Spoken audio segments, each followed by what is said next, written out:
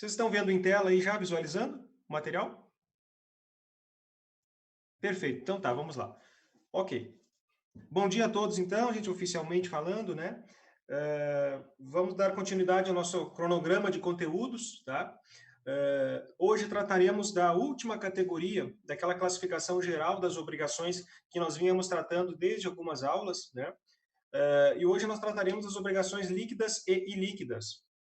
Esse será o nosso tema, nosso primeiro bloco de aula, tá? Já no nosso segundo bloco aqui, que eu dividi ela em duas partes, eu já trago um outro tema também, que é a classificação das obrigações, só que sobre uma classificação no âmbito especial, que é sobre a classificação sobre em face do elemento acidental. A gente vai entender isso também quando avançar nesse tópico, tá, gente? E aí, eu já vou dando uma prospecção a vocês, na nossa aula que vem, trabalharemos, eu acho que a última classificação especial também, só que quanto ao conteúdo da obrigação, que é uma característica singular. E após nós já vamos entrar com as questões do pagamento, já estamos quase no finalzinho do nosso conteúdo, né? Do pagamento, e depois a questão também da transmissão das obrigações, e aí fecharemos o nosso conteúdo, tá? Do semestre, tá? E a gente vai vendo sobre restar tempo para discutir algum tópico que ficou para relembrar, para recapitular, enfim, o que se fizer necessário para a gente fazer os devidos ajustes, tá? Pois bem, fixemos ao ponto de hoje, então. Essa categoria das obrigações que eu menciono a vocês, vocês podem ver em tela, que são as chamadas obrigações líquidas e ilíquidas, elas têm uma classificação, a última categoria, né? Só que elas se referem ao objeto no que tange a sua liquidez, tá? Quando a gente fala em liquidez no direito das obrigações, direito civil especificamente falando, a gente nota que esta modalidade obrigacional ela tem uma influência no que tange a questão valorativa da obrigação, muitas vezes, né? E de imediato a gente já remete ao pensamento de liquidez, ou seja, valor em espécie, dinheiro líquido, né? Pagamento líquido, etc. E de fato esse é um cenário que vai ilustrar esta modalidade obrigacional, mas nem só desta característica que ela vai se fundamentar, vamos dizer assim, né? E para nós entender bem essas duas modalidades, a gente diria que dentre as demais que vimos, inclusive dentre as modalidades anteriores que vimos, que foram as obrigações solidárias, né? Eu diria que essa obrigação, nessa categoria quanto à liquidez, elas são bem mais simples, bem mais tranquilas de assimilarmos, e a gente vai identificar essa característica de cada uma delas, na verdade, no nosso dia a dia, recorrentemente, quando fazemos uso de negócios, enfim, tratativas sobre o âmbito contratual, civil, etc., nós vamos observar que elas se fazem presentes, principalmente, eu diria, as líquidas, que é uma característica mais comum de recorrência, tá? Pois bem, gente, então, seguindo, já vimos então que elas se dividem em obrigações líquidas e obrigações ilíquidas. Seguindo já para a primeira delas, que são as obrigações líquidas, por sua vez, para iniciarmos, eu achei pertinente trazer um conceito, né, uma questão conceitual para que a gente amadureça a reflexão a partir dali e dê o rumo a que se refere ao conteúdo. Tá? O conceito que trago aqui para a gente discutir um pouquinho é da doutrina do Pablo Stouze e do Rodolfo Pampano Filho, tá, gente? Essa aqui é a doutrina de 2020, já atualizada, tá bem bacana, mas ela não fugiu muito às regras, eu diria, nessa matéria nossa específica, no que tange a versão anterior. Tanto uma quanto a outra, para nós, nesse momento, é aplicável da mesma forma, tá? Colocamos ali entre aspas, o que eles quiseram dizer, esses autores, para nós? Então, que líquida é a obrigação certa, veja-se aqui quando nós falamos já da palavrinha certa, né, a gente lembrando, né? Quanto à sua existência, então aqui é o primeiro ponto, e determinada quanto ao seu objeto, segundo ponto. Então aqui são duas características que vão ilustrar, né, o cenário das chamadas obrigações líquidas. Já retomamos ali, seguindo. A prestação, pois, nesses casos, é certa, individualizada. A exemplo do que ocorre, ele coloca um exemplo. Quando alguém se obriga a entregar ao credor a quantia de R$ 100. Isso aqui é um mero exemplo, tá? Mas o que importa assimilarmos aqui nesse momento, quando estamos falando de obrigações líquidas. Primeiro ponto, gente, é uma modalidade obrigacional em que nós já temos a ciência de que ela existe, ou seja, que o vínculo obrigacional já está entrelaçado entre as partes, portanto, as partes já estão unidas por um vínculo obrigacional entre elas, então sabemos que aí já temos dois sujeitos no mínimo, né? Ou seja, um credor de um lado e um devedor de outro, né? Muito bem, então este é o primeiro ponto. Segundo ponto, se refere então à determinação do seu objeto. Isso aqui é um fator muito importante para que a obrigação, de fato, ela se consolide. A gente sabe disso, né? E na obrigação líquida, quando já sabemos, então, da existência desta modalidade obrigacional, já sabemos também qual é o objeto que deve ser tratado naquela obrigação, ou seja, qual é a parte da prestação que cabe a cada um dos dois, ou seja, para o credor e para o devedor. Mais recorrentemente falando, nós sabemos que para o devedor deve-se pagar. Então, ou seja, significa dizer que ele já sabe qual é o objeto que ele tem que cumprir. Ou seja, se é uma obrigação que envolve um pagamento, como falamos no início, significa dizer que ele já sabe qual é o valor que ele tem que pagar, quais são as condições que ele vai ter que pagar esse valor, se é em prestações, se é à vista, ou se é alguma outra forma diferente convencionada no que tange ao prazo. Significa dizer que o que importa é que ele sabe o que ele tem que cumprir. Okay? Então, é justamente este exemplo que nós temos aqui que o Pablo Stolz e o Pamplona Filho colocam. Né? Eles colocam que é quando alguém já se obriga, ou seja, um perante o outro, credor e um devedor, e ele sabe que ele tem que pagar, aqui nesse exemplo, a quantia de R$ 100. Então, ou seja, duas observações para finalizarmos esse ponto.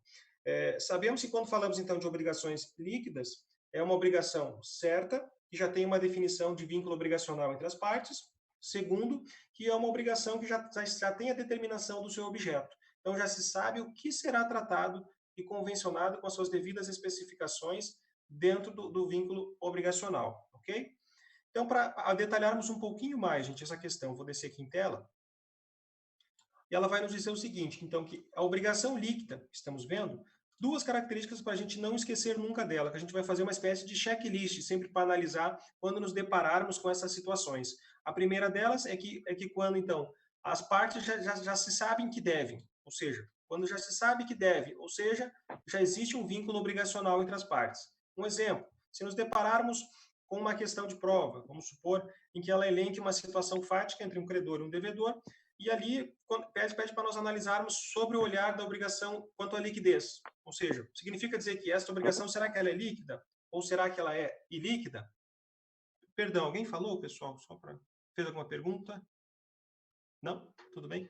Aqui voltou, eu achei que alguém tinha falado, desculpe. Bom, então aqui retomamos aqui, quando se sabe quem se deve. Então significa dizer, se eu sei que eu devo algo a alguém, significa porque eu devo estar...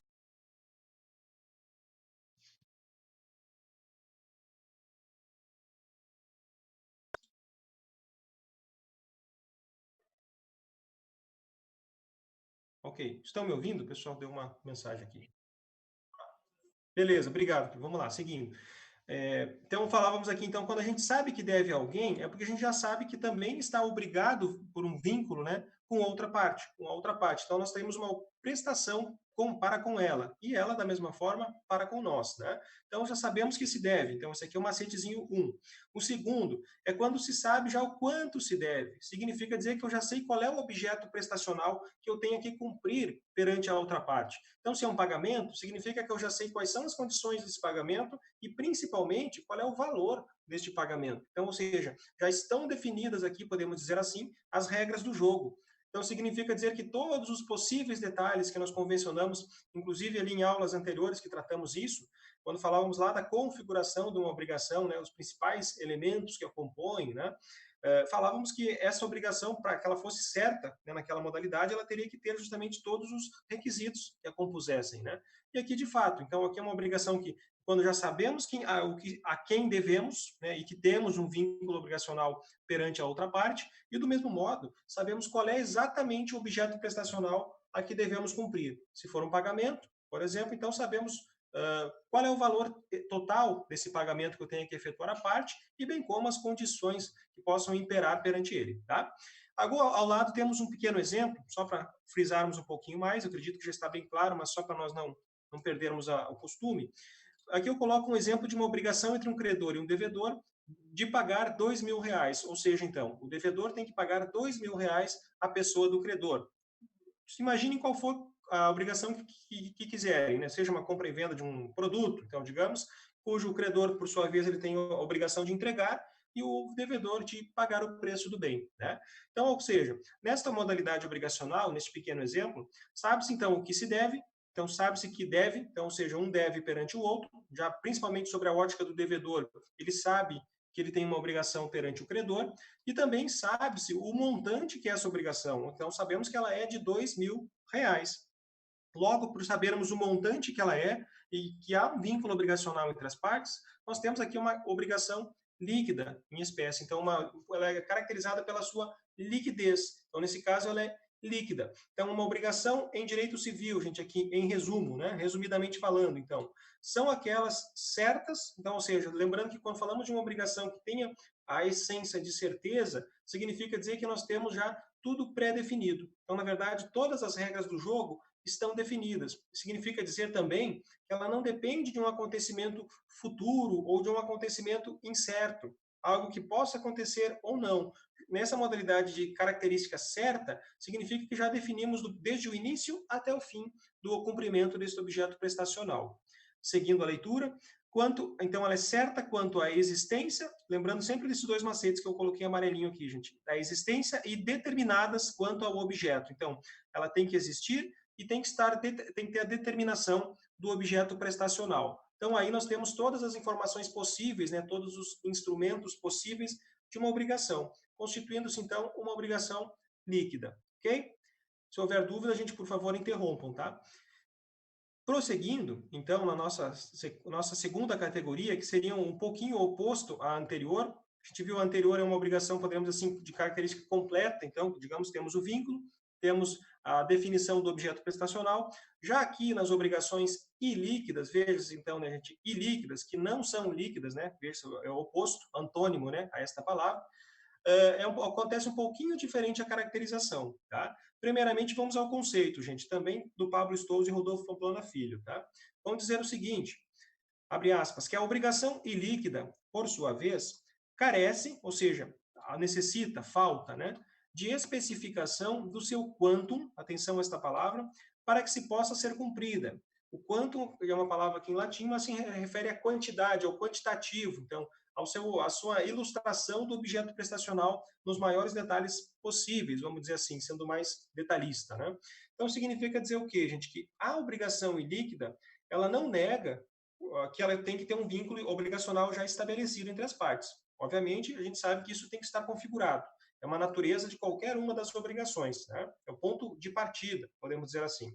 No entanto, ele vai dizer o seguinte, que falta a ela, que está ausente nela, né, um elemento primordial, que é justamente, então, a determinação do objeto, que é o que a obrigação que vimos acima, a líquida possui. Então, na ilíquida, a gente só tem apenas o entrelaçamento do vínculo obrigacional entre as partes, então elas já estão obrigadas entre elas, mas, no entanto, ainda falta saber a devida especificação do objeto prestacional. Faltam alguns elementos para que se saiba exatamente qual é o objeto prestacional que, por exemplo, o devedor tenha que cumprir perante o credor. Mas já vamos entender isso em detalhes, tá, gente? Vamos ao nosso pequeno esboço abaixo aqui. Obrigação ilíquida, né? Aqui temos também os 3 macetezinhos básicos, né, que dizem respeito a esta modalidade, que vai nos esclarecer um pouquinho mais em termos comparativos também com a anterior.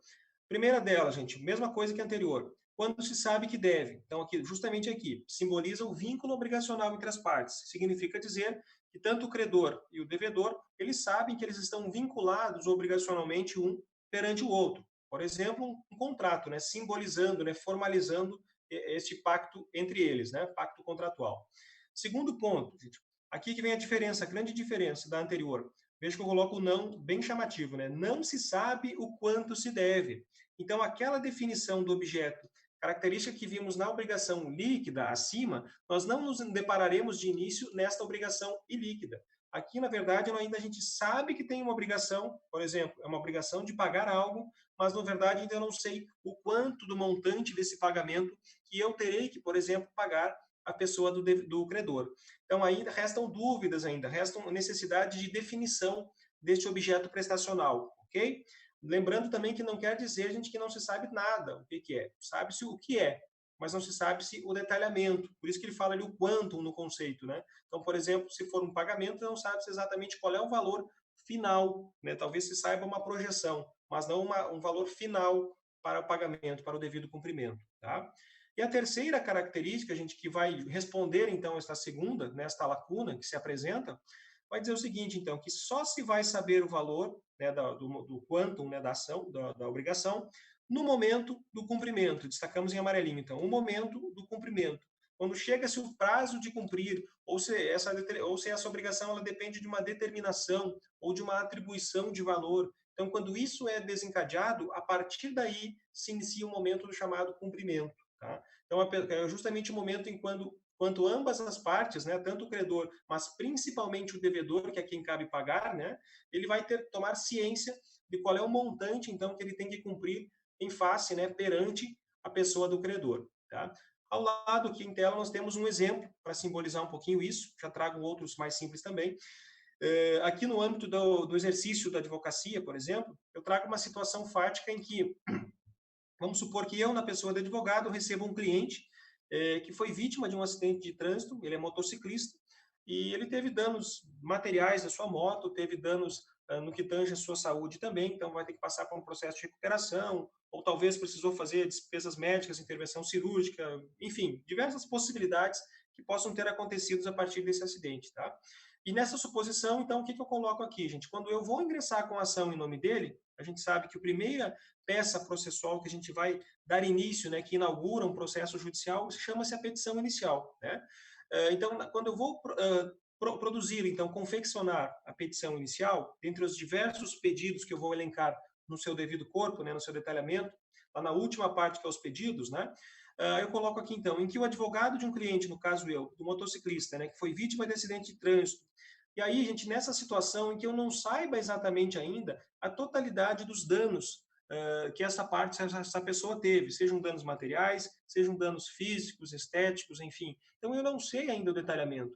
Então, de algumas coisas que eu sei, eu já vou elencar no processo. Então, pedindo conserto da moto, ou reparação, material, mas talvez, digamos que a pessoa está submetida a um tratamento médico. Então, significa dizer que eu não sei precisar ainda o que vai custar esse tratamento médico. Então, o que acontece? Colocamos aqui, e não se sabe quais os danos ele sofreu, bem como quais despesas poderão incidir para a sua recuperação. Logo, aqui eu coloco um instrumento do CPC, né, que a gente vai fazer uso, logo, pode-se pedir condenação da outra parte, né, do causador do acidente, a toda indenização cabível, essa terminologia, toda indenização cabível. Essa possibilidade, gente, a gente não precisar, às vezes, detalhar o valor por não saber justamente ainda no processo, o artigo 324, parágrafo 1º, eu coloco ele aqui do nosso Código de Processo Civil, nosso novo Código de 2015, ele traz justamente essa possibilidade quando a gente não tem condições de quantificar, muitas vezes, o valor da causa. Então, a gente pode ter valores já pré-definidos, mas ainda não tem também a totalidade. Então, é um exemplo aqui de que, quando o juiz for analisar esse processo e for proferir a sentença, obviamente ele vai analisar a situação, mas suponhamos que ele venha a favor do advogado da parte, então, né? Então, ele vem a favor dessa teoria de reparação. Então, nesse caso, o que acontece? Ele vai justamente condenar a outra parte, considerada, nesse caso, a culpada, por ter causado o acidente, determinando, então, que ele cumpra o pagamento do reparação dos danos materiais da moto, etc., mas também os danos médicos que a pessoa utilizou para fins de tratamento e, quem sabe, até outras indenizações que possam ter sido pleiteadas. Então, aí significa o quê? Que para que ele condene a pessoa a pagar, obviamente ele vai definir os valores. Então, é justamente que ele vai julgar através do critério que ele vai adotar, mas o que importa é que ele vai tornar esta obrigação líquida, né? Porque ele vai definir o valor a ela.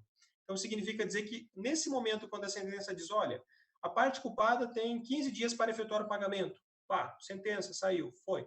Então, significa dizer o quê? Que é o terceiro ícone aqui da nossa característica, ou seja, neste momento é que o devedor, que é a pessoa que foi condenada, então ela se constitui em devedor nessa obrigação, né?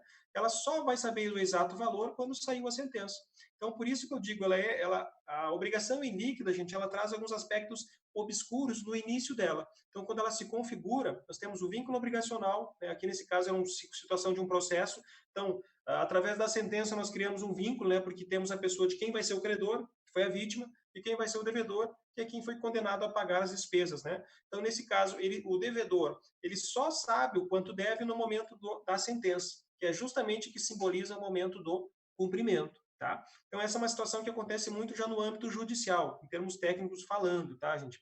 Um outro exemplo, só para clareá-lo, as ideias, mais simples ainda, que é uma obrigação que se remete aos chamados contratos de risco, que vocês possivelmente vão ter o semestre que vem, que é a disciplina de Civil 3, contratos, tá? E uma dessas modalidades de contratos, que são chamados contratos aleatórios, tá? Traz, por exemplo, possibilidades de duas partes fazerem um acordo entre si, e nesse acordo entre elas, vamos pegar um exemplo de você comprar uma colheita de um produtor rural, por exemplo. Você não sabe o que vai acontecer no ano seguinte, se o tempo vai prosperar, se vai ajudar essa colheita para que ela saia próspera e rica, né, farta, com qualidade, você não sabe. Então, tudo isso você convenciona lá X sacas de arroz, mas você não sabe se vai ser possível produzir essas X sacas de arroz. Porque, na verdade, são fatos que independem, muitas vezes, da força motriz humana. Né? O humano tem sua limitação. Produz, semeia, cultiva o solo, mas espera também que o natural, a natureza, né, se encarregue de fazer o seu papel. Né? Então, suponhamos que eles convencionam esse contrato entre eles, mas eles não sabem ainda o quanto que vai ser produzido. Então, ou seja, então, o resultado da colheita é que vai determinar qual é o valor que a parte devedora irá pagar, por exemplo, quando elas não convencionam o valor certo, que é uma possibilidade. Então, ou seja, se vai dar 30 sacas, um exemplo, pequeno exemplo, significa então que aí que ele vai tomar conhecimento, o devedor, né, o comprador, de que ele vai ter que pagar 30 sacas ao produtor, que seria, se forma o credor do outro lado, né? Então, é um exemplo também simples que simboliza, né, que é quando nós não sabemos, então, o exato detalhamento do objeto prestacional da obrigação. Então, só recordando, gente, então, lembrando, segue a mesma regra inicial, né, da obrigação líquida e a ilíquida, que quando ambas as partes sabem o que devidamente devem uma perante a outra, ou seja, simboliza o vínculo obrigacional entre essas partes. No entanto, na obrigação ilíquida, nesta modalidade que estamos vendo, ela não se sabe ainda o que se deve, ou seja, ainda não sabemos o detalhamento no que tange a determinação do objeto. Sabemos do que se trata, mas não sabemos ainda qual é o último elemento principal que indica, por exemplo, o valor da obrigação. E no momento em que a parte sabe, toma ciência desse valor, aí que é justamente no momento do cumprimento da obrigação. Então aí ela vai tomar ciência e vai devidamente cumprir a sua obrigação, tá? Resumidamente falando, gente, então esta parte aqui, obrigação ilíquida, então, o que é de fato, né? São aquelas em que, veja bem, não há especificação do quantum para o seu cumprimento. Então, de imediato, como eu disse, ela apresenta uma característica de obscuridade. Ela não apresenta o detalhamento claro de qual é o objeto prestacional, ou seja, sabe-se o que tem que cumprir, mas não quanto tem que cumprir. Então, falta o quantum, né? A quantidade, a valoração. Por isso que ela se refere, então, à característica de liquidez, né? Então, obrigações no que tangem à liquidez, né? Então, quando falamos de liquidez, muitas vezes atribuímos já o critério da valoração, né, de uma determinada relação obrigacional, tá? E aqui nós fechamos essas duas, pessoal, obrigação líquida e obrigação ilíquida. Resta alguma dúvida, gente? Alguém quer contribuir alguma coisa, colocar alguma coisa? Ou está tudo bem? Podemos seguir?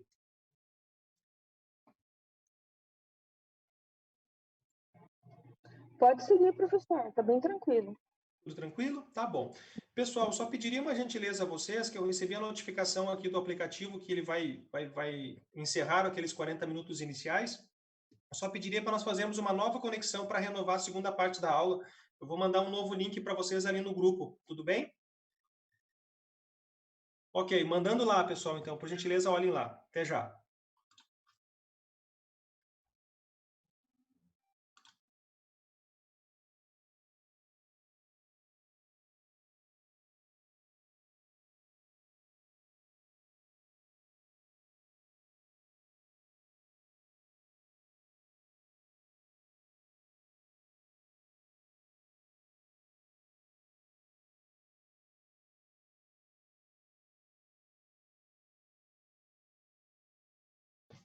Retomando, então, nossa segunda parte da aula, pessoal, vimos, então, anteriormente obrigações líquidas e ilíquidas, tá? Então, a classificação delas no que tange ao quesito liquidez. E nesta modalidade, gente, nós encerramos a partir daqui aquela classificação geral, fechamos nas líquidas e ilíquidas, e aqui nós vamos ter a classificar duas etapas, eu diria, de classificações especiais, tá? A primeira delas aqui nós veremos na aula de hoje, que é quanto ao elemento acidental, e a segunda é quanto ao conteúdo, que veremos na aula que vem, com outros tópicos cumulados, tá? Então, aqui, para nós adentrarmos nessa classificação especial das obrigações, gente, importante destacar que ela não vai integrar aquela classificação geral que nós abordamos, fechamos agora, tendo em vista que ela traz justamente pontos-chave especiais, ela traz apenas características de obrigações, ela não traz em termos de modalidade. Por isso que ela é tratada pela doutrina civilista apartada, né, separada daquela modalidade geral, tá? Então, aqui, classificação das obrigações quanto ao elemento acidental. Importante pontuar aqui, gente, que elemento acidental, o próprio nome já está dizendo, são fatores, acontecimentos, fatos, que pode incidir num vínculo obrigacional acidentalmente e causando um efeito dentro dela, ou seja, um impacto que vai influenciar o seu devido cumprimento ou sua devida formatação, ou seja, um complemento que adere à obrigação, tá? E essa classificação dos chamados das obrigações, né, quanto ao elemento acidental, ela também vai ter uma subdivisão em duas modalidades. A primeira delas é as chamadas obrigações modais, que expressam modalidades dentro desse quesito do elemento acidental, que nós veremos 3 elementos que compõem essa função. A segunda é as obrigações puras, né? Também conhecidas como obrigações pura e simples, que é aquela mais usual que nós estamos habituados a vivenciar dia a dia. Já traremos isso para nós vermos aqui embaixo, tá? Então, na sequência, vamos à primeira delas, que é as chamadas obrigações puras, né? Também conhecidas, então, puras e simples. Eu digo já essa nomenclatura porque é bem provável que vocês identifiquem essa nomenclatura, dependendo da doutrina que vocês adotam para estudar ou fazer a leitura complementar, é bem provável que vocês podem encontrar alguns autores trazendo a terminologia obrigação pura e simples, outros só obrigação pura. Já digo a você de antemão que é a mesma coisa, tá? Então, isso é só uma forma terminológica de tratar o tema, tá? Obrigações puras, gente, conceitualmente falando, quando se operam de forma natural, é o que nós falamos antes, naturalidade, sem a interferência, aqui que é a palavrinha-chave, gente, de algum elemento condicionante, que é o chamado elemento acidental, tá? Então, esta obrigação pura ou pura e simples, exemplificativamente falando, um simples contrato de compra e venda. Vamos dizer que eu quero vender o meu veículo para o João e o João quer comprar o meu veículo. Então, a gente já acordou os detalhamentos do negócio, preço, condições, entrega, etc. Está tudo formalizado entre a gente. Já estamos alinhados, né? Ou seja, obrigados, né? Em termos obrigacionais. Significa dizer o quê? Que esse contrato que nós tratamos, que ele vai me pagar o valor do automóvel, eu vou entregar o valor do automóvel para ele, é uma obrigação pura e simples. Que é uma obrigação que não traz outros elementos condicionantes para dentro dela. Por exemplo, João, eu só vou te vender o veículo se você me pagar o valor e se você prestar um serviço comunitário, tá? Se não é só pelo valor. Significa o quê, gente? Que aí já não é uma obrigação pura e simples. Porque a obrigação pura e simples, como diz aqui, ela se opera de forma natural. Então, ela se desenvolve, né, através da naturalidade, que é o direto. Então, eu cumpro uma obrigação que é entregar a coisa e a outra pessoa pagar o preço da coisa. Então, é aquela naturalidade, aquela obrigação mais usual que nós estamos acostumados a vivenciar, né, a presenciar no nosso dia a dia, tá? Agora, quando esta obrigação, que aparentemente é simples, né, como nós vemos aqui, pura e simples, ela apresentar alguma interferência, alguma objeção ou alguma incidência de um fator novo que pode mudar o rumo do seu cumprimento, aí ela já não entra dentro dessa categoria das obrigações puras e simples, ou puras, como queiram chamar, tá? Aí nós já teremos um exemplo das modais, que eu diria que é o que nós vamos para baixo agora, tá? Então, a pura e simples, como o próprio nome já diz, ela é simples de fato, né, gente? Então, como a gente vê, ela quando é aquela obrigação que transcorre dentro da naturalidade. Acordou-se algo de uma forma simples para a outra parte e a outra em contrapartida também. De uma forma simples e natural, ela vai lá e cumpre o seu pagamento. Ela integraliza, extinguindo, então, o vínculo obrigacional entre as partes, tá? A segunda modalidade, que é um pouquinho mais detalhada, a gente quer as chamadas obrigações modais, é justamente as que têm a incidência, então, desse elemento acidental, ou sejam também elementos condicionantes, como queiram chamar, que vão trazer condições para que aquela obrigação seja cumprida. Então, ou seja, além do fato puro e simples que nós vimos ali adiante, ali acima, nós veremos também que, além disso, tem um acréscimo de uma condição, de um determinado fator que vai fazer com que, que a obrigação só se cumpra e só se configure se tiver o cumprimento desse fator adicional. Então, ou seja, se ela não cumprir esse fator adicional e somente o objeto puro e simples, ela vai ser pura e simples, ou seja, ela não vai estar cumprida na modalidade, na forma, né, de obrigação modal. A obrigação modal, gente, que então refere-se aos elementos acidentais que possam incidir dentro de uma obrigação, ela tem 3 categorias, tá? Como a gente pode ver aqui em tela. A primeira delas, a condicional, então obrigação condicional, podemos chamar assim, ou obrigações condicionais, como queiram chamar. A outra, obrigações a termo e também obrigações com encargo. Então, são as 3 categorias que fazem parte das chamadas obrigações modais. O próprio nome modais, né, já expressa modalidades, então especificidades que contém esta categoria obrigacional, tá? A primeira delas, gente, é as condicionais. O próprio termo já nos dá uma noção, né, que ela expressa uma condição. Significa dizer que ela só será cumprida se a pessoa fizer tal coisa, ou se ela cumprir tal coisa. Então, significa que eu estou propondo uma condição adicional ao termo, a obrigação pura do objeto, tá? Conceitualmente falando, gente. Então, obrigações condicionais ocorrem, então, quando dependem de um evento, veja bem, dependem de um evento futuro e incerto. Preste muita atenção nesse detalhe em amarelo aqui, gente. Para a sua concretização. Significa dizer que, quando falamos de obrigação condicional, gente, sempre, em regra geral, ela vai depender sempre. Atenção a isso, gente. Eu falo mais uma vez, né? Sempre, eu reitero. É um evento futuro, que vai vir lá da frente, mas incerto. Significa dizer que pode ocorrer ou não. Então, atenção. Condicional, sempre faça um esboço aí nos estudos de vocês que ela trata-se de evento futuro e incerto. Depende de um futuro incerto para que ela se consolide, para que ela se concretize, tá? Exemplo, gente, então, aí vocês vão ver que eu trouxe aqui, já puxei o assado do meu time do coração, não ia poder botar outro, né? Me desculpem, uma pequena brincadeira, mas eu coloco então aqui a seguinte condição de exemplo dela, né? Se o Grêmio for campeão, eu lhe dou um automóvel. Ou seja, significa que a obrigação pura e simples aqui seria uma doação, de eu dar um automóvel, né? Mas eu coloco uma condição para que eu tenha que dar esse automóvel à pessoa. Então, eu só doarei o automóvel a ela se efetivamente o Grêmio for campeão. Ou seja, se ele não for campeão, não há o que eu cumprir a obrigação. Esse é um elemento acidental, então, gente, é um elemento que atravessa a obrigação pura e simples, como vimos, e ele tece uma influência significativa que, se não se consolidar essa situação, a obrigação não se cumpre. Então, na verdade, ela é uma condicionante sine qua non, ou seja, indispensável, né, falando em termos técnicos, né?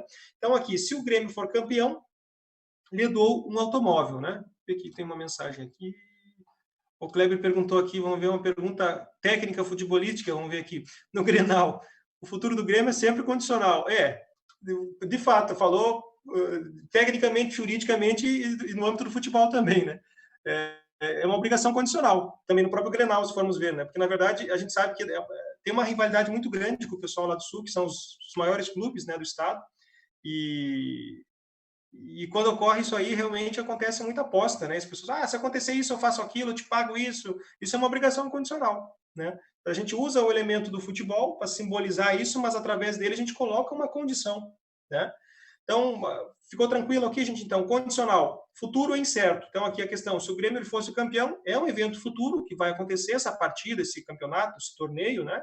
Mas que ele é incerto se o efeito que vai acontecer vai ser o campeonato, a vitória do Grêmio. Então, depende disso para que eu possa, nesse caso, nesse pequeno exemplo, doar um automóvel. Então, justamente é um evento futuro e incerto, tá? Segunda modalidade, pessoal. Obrigações a termo, né? Então, a termo. O próprio nome já está dizendo. A termo significa colocar a termo, né? Vejamos. Ela ocorre quando dependem de um evento. Olhem a diferença. Futuro e certo. Aqui nós temos uma grande diferença, né? Para a sua concretização. Então, significa dizer que ela vai depender também de um evento para que ela se consume, para que ela se efetive, que é futuro, que vai vir pela frente, mas que é um evento que é natural, que é óbvio, que vai acontecer. Ou seja, não tem como eu interferir que ele não aconteça. Por isso que ele é classificado de um evento certo. E aí o exemplo mais simples para simbolizar isso e mais claro, né, gente? Eu coloco ali. Quando você completar 18 anos, ou seja, atingir a maioridade, né? Eu lhe dou um automóvel. Então, ou seja, a condição, mais uma vez o elemento acidental, né? Onde é que está o elemento acidental? O jovem completar os 18 anos. Né? Então, exemplo, se cair uma questão a vocês, e identifique onde é que está o elemento acidental da obrigação. Então, eu coloco lá, quando você completar 18 anos, lhe dou o automóvel, né? Então, o elemento acidental, que é o que causa um impacto atípico, vamos dizer assim, fora dos padrões, né, não costumeiros, à modalidade obrigacional, é justamente um fator condicionante, né? Então, ele está dizendo que para que eu lhe dê o automóvel, você tem que completar 18 anos. Mas aqui, se buscarmos mais a fundo, gente, esse termo aqui, já estamos vendo que aqui é um evento futuro, que ele vai completar os 18 anos naturalmente, né, de vida, no ano seguinte, por exemplo, e é um evento certo que vai acontecer. Significa dizer que ele não vai completar de 17 para 19, né? Então, ou seja, ele vai completar naturalmente, né, os 18 anos. Então, isso é uma obrigação a termo. Então, quando for a termo, gente, é sempre expressando um evento futuro também, mas certo. Então, lembre-se que esses amarelinhos que distinguem uma da outra, tá? Então, aqui nós temos na anterior incerto, que pode acontecer ou não, e aqui já temos um evento certo, ele de fato, a gente sabe que ele vai demorar talvez um X tempo, mas que ele vai acontecer independentemente de eu forçar ou não, tá? Terceira modalidade, gente, é as obrigações modais, né, na categoria com encargo. O próprio nome já está dizendo, né, que ela estabelece um encargo para que ela venha se concretizar. Então, ela coloca uma condição, mas na verdade que a outra parte terá que cumprir também, ou, por exemplo, uma contrapartida, para que ela venha a oferir os benefícios desta obrigação. Tá? Colocamos aqui, então, quando que ela ocorre? Quando dependem de um evento, aqui detalhe, a ser cumprido para a sua concretização. Ou seja, que a outra parte também tenha a incumbência de cumprir algo para que ela venha oferir os benefícios originários desta obrigação. Exemplo, se você se comprometer a realizar doações mensais ao lar de idosos, veja aqui o elemento acidental, né? Lhe dou o automóvel. Ou seja, então, a condição para que eu lhe doe esse automóvel é justamente que você também cumpra uma obrigação. Eu estou pedindo que você faça uma doação regularmente, mensal, seja de qual forma for, a um lar de idosos, né, de alimentos, roupas, etc. Né? Significa o quê, gente? Então, que para que ele venha receber o automóvel, ele também tem que prestar e comprovar uma obrigação. Então, isso é uma obrigação modal, né, com encargo. Então, ela estabelece uma condição de encargo, de uma atribuição para que a outra parte cumpra, e aí sim eu vou cumprir com a minha parte natural da obrigação, que é entregar o automóvel. Porque, de fato, eu vou constatar que ele cumpriu com o encargo que ele foi atribuído. Né? Então, lembrando que também aqui é um elemento acidental. Claro que se ele não cumprir, a gente sabe, esse encargo que ele foi acordado entre eles, ele não vai receber o automóvel. Logo, nós não temos o cumprimento da obrigação. Então, ela não se concretiza. Então, ela fica uma obrigação imperfeita, que ela não vai surtir o seu devido efeito. Tá? Então, aqui, pessoal, nós encerramos essa parte, essas três modalidades. Tá? Então, quando falarmos de obrigações puras, aqui a gente já pode observar, então, que a pura é quando ela não traz essas condições. Né? Então, aqui embaixo, agora a gente já vendo a outra modalidade, a gente consegue visualizar um pouco melhor essas obrigações puras. É aquela natural, sem nenhuma interferência, né, de um elemento acidental. Tá? Agora, as modais, sim, nós temos que cuidar disso, gente. Costuma cair muito concurso, exame de ordem, sempre usem esse macetezinho aqui que eu destaco em amarelo. Então, que ela tem 3 categorias, né? Ela é condicional, a termo ou com encargo. E sempre quando falarmos de condicionais, evento futuro incerto. Atenção. E quando falarmos em a termo, evento futuro incerto. E quando falarmos com encargo, já estamos vendo que tem uma atribuição para outra parte, né? É algo que tem que ser cumprido. Tá? Então, façam sempre esse macetezinho, vocês não vão errar nunca. E o macete mais comum ainda é a gente interpretar justamente o que a obrigação ela está dizendo. Né? Então, a gente conseguir separar o que é a obrigação pura, o elemento puro dentro dela, né? E o elemento acidental, que é aquele elemento que causa um impacto na obrigação e que ele exige o seu cumprimento, né, para que a obrigação de fato seja cumprida e posteriormente extinguido o vínculo entre as partes. Né? Aquela ideia do cumprimento, né, do adimplemento da obrigação. Tá? E aqui, pessoal, nós encerraríamos então a nossa parte de hoje. Quero recapitulando, nós vimos a última modalidade então da classificação geral das obrigações, né? Então, quanto à liquidez, que eram as líquidas e ilíquidas. Vimos também, então, uma categoria especial das obrigações no que tange a sua classificação ao elemento acidental. Vimos, então, que o elemento acidental é algo que, um fato, um acontecimento, que ele fica a critério condicionante do seu cumprimento para que a obrigação se consolide. Tá? E aí ele tem a divisão também, né, de obrigações puras, que é aquela simples, que é natural, né, que se resolve de uma forma natural, sem interferência de um elemento acidental, e as obrigações modais, né, que nós vimos aqui, que se distinguem em 3 categorias, condicionais, a termo e com encargo, com as suas devidas especificações, cuidado esses macetezinhos aqui, tá, pessoal? E aí eu passo já a palavra a vocês, gente. Não sei se há alguma dúvida, alguém quer acrescentar alguma coisa. Sou todo ouvidos aí, pessoal.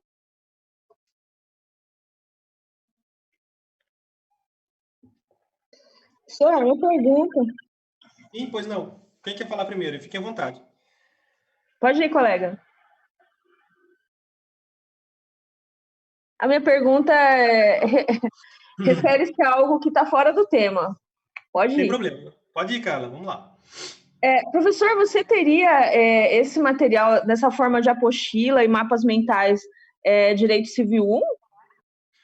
Eu não tenho, porque eu não ministrei ainda na faculdade. Entendi. Ali, né? Tá, eu tenho dessa aqui, que é o 2, né? O 3, que eu estou mencionando para o pessoal da noite também, eu tenho. que eu criei mais essa função do mapa mental em função dessa adaptação que nós precisamos fazer, né? Que eu achei mais prático, né, para a gente estudar, né? Mas infelizmente eu não tenho da tá? Porque eu não ministrei ainda, né? Talvez se eu ministrar o semestre que vem, aí pode ser que eu faça, tá?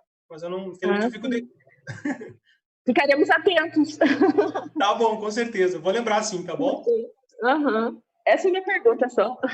Tá joia, tranquilo. Kleber.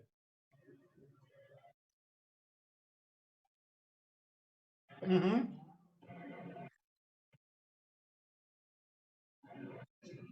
Que bom. Aqui fica bem mais suave, né? A forma de a gente assimilar, né? Eu digo que a matéria até de obrigações, eu acho ela muito prática, muito aplicável, né, no nosso dia a dia. E depois que nós estudamos, nós vamos começar a observar a nossa vida cotidiana, né? E a gente acaba vendo, mas isso é uma obrigação tal, isso é uma obrigação assim, né?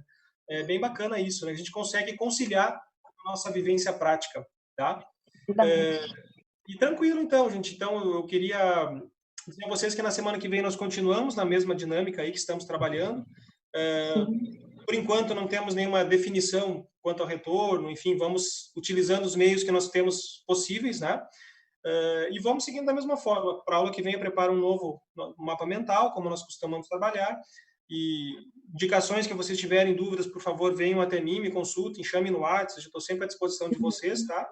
E eu queria a gente agradecer imensamente, aí, profundamente, a participação de vocês. Eu sei que é um momento que está delicado, que muita gente está... Eu estava até conversando no início ali da sessão com o Kleber, né? Tá desmotivada, eu sei que é difícil, né? Mas a gente não pode se entregar nessa hora, a gente não pode, senão a gente vai se sentir prejudicado lá na frente, né? Com relação ao conteúdo, né? Lembrando, mas eu não dediquei a isso, está faltando, vou ter que retomar.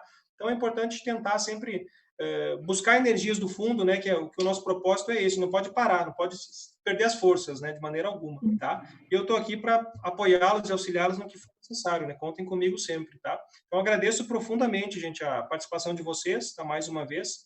E precisarem, a gente está à disposição, tá? Quero desejar uma maravilhosa semana a todos. Alguém quer colocar mais alguma coisa, gente? Você dá aula de direito constitucional também, professor? Sim. Este semestre eu não... Oi, Kleber, tá falando de novo? Kleber, seu chato. Eu ministrei o semestre anterior, tá, gente? Mas esse semestre eu não trabalhei com constitucional porque não foi atribuído para mim, né? Mas é a minha área também, tá? Tanto constitucional, civil, a minha área mesmo que não é penal. O resto vai embora. Diga, Kleber. Ótimo.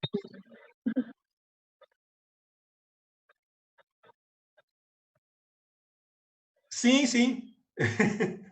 Tá, então tá bom. Se foi positivo o feedback, tá bom, né? Que bom. Foi. Então tá bom, a primeira etapa tá cumprida, então tá ótimo. Obrigado. Tá jóia. Tá bom, tá certo. Vocês estão estudando em linguagem forense 2 o requerimento? Já estudaram ou não? Já. Bacana, então já sabem fazer, então, né? Só mandar bala. Sim.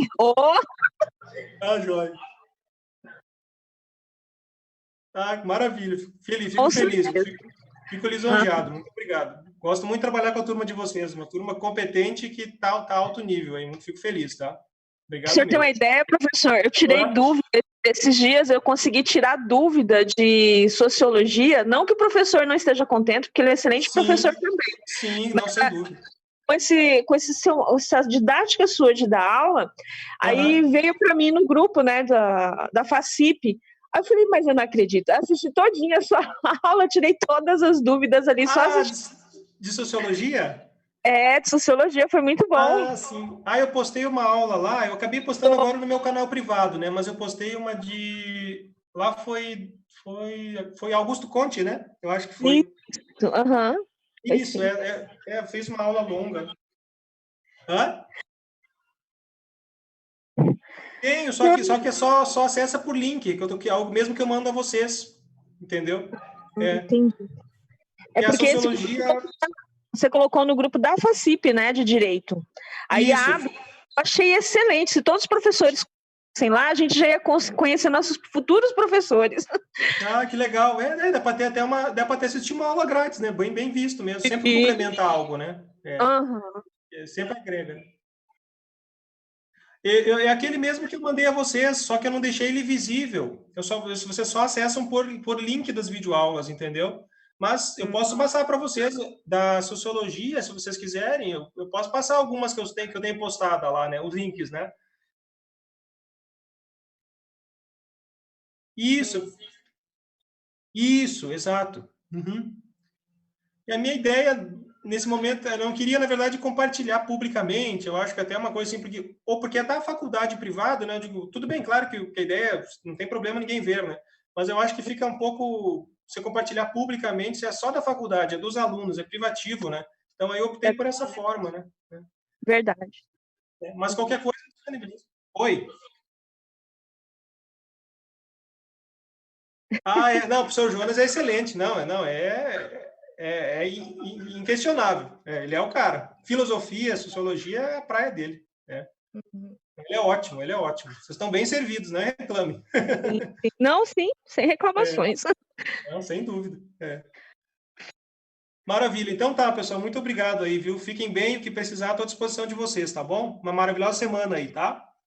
O senhor também, professor. Deus abençoe. Boa semana. Obrigado. Amém. Tudo de bom. Até a próxima.